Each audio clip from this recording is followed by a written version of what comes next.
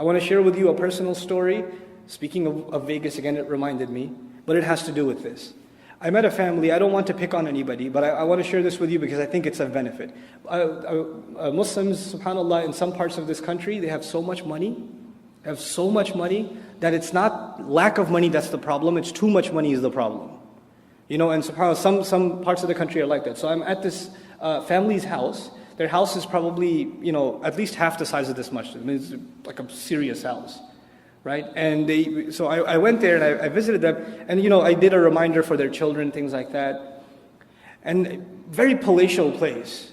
And the wife comes up to me at the end and she says, Brother Na'man, I gave a talk about Surah Al-Asr and how our time is running out. She says, I just want to ask you something. I said, what is it? She says, I don't want to leave here. I love this house. I don't want to go to any other house. I don't want the akhirah. I just want this house. And I told her, I'm sorry, you're going to have to move. So we're all going. What I'm trying to say is, this is not just somebody else's problem.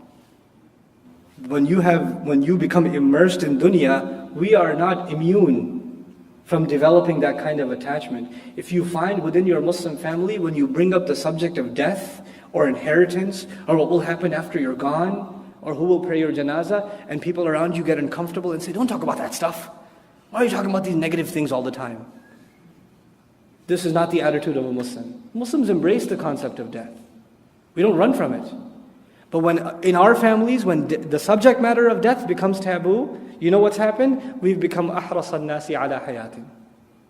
We've become the most zealous over life, even compared to other people. We have to be accepting of the fact that this is one stop in a journey. And we have to be prepared for the next stop. Whenever you take a journey, you get ready for the next stop.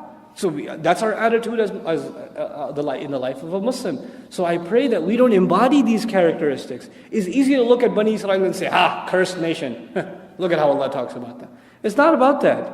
It's the legacy that Allah is talking about that we shouldn't embody. And I pray that Allah Azza wa Jal protects our hearts from becoming hard and from becoming people that are zealous over this life and forget their concerns for the next.